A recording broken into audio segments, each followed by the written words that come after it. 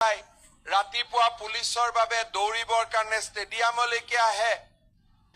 এইবাৰতো আমি ইমানো চিন্তা কৰিছো যে কেতিয়াবা ৰিজাল্ট দিলে আমি দেখো এখন ঘৰতে দুটা তিনিটা চাকৰি পায়।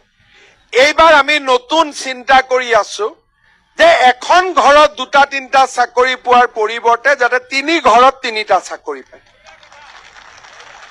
এই নতুন চিন্তাটো মই এইবাৰ কৰি আছো যে এখন ঘৰত একেলগে তিনিটা চাকৰি পোৱাকৈ গাঁওখনৰ তিনিখন ঘৰত তিনিটাকৈ চাকৰি পাব। আজি সেই চিন্তাও মই ইতিমধ্যে আৰম্ভ কৰি দিছো। আপোনালোকে চিন্তা কৰক, কোনদিনাখন অসমীয়াই ভাবিছিল যে চাকৰিত টকা নিদিয়াকৈ চাকৰি পাব পাৰি। কংগ্ৰেছৰ দিনত এটা অংগনবাদী চাকৰিৰ কাৰণেও টকা দিবলগীয়া হৈছিল। আজিকালি টিভিত পাব অমুকৰ ল'ৰা বোলে APS হল, ল'ৰাটোৰ দেউতাক মাকে কি কৰে বোলে তামোল পাণ ৰুৱে। অমুকৰ ল'ৰাই বোলে পুলিচৰ চাকৰি পালে, দেউতাকে কি কৰে বোলে চব্জিৰ দোকান দিয়ে।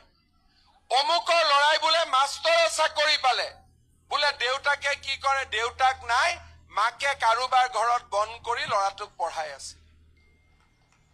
টিভিত দেখে নে নাই এনেকুৱা কথা? টিভিত ওলাই নে নাই? এই অসমখন আজি আমি ধৰি ৰাখিব লাগিব। এই যে লোকসভাৰ ইলেকশ্যন হ'ব, হয় নৰেন্দ্ৰ মোদীক আমি জিকাব লাগিব, নহলে ৰাহুল গান্ধীক জিকাব লাগিব।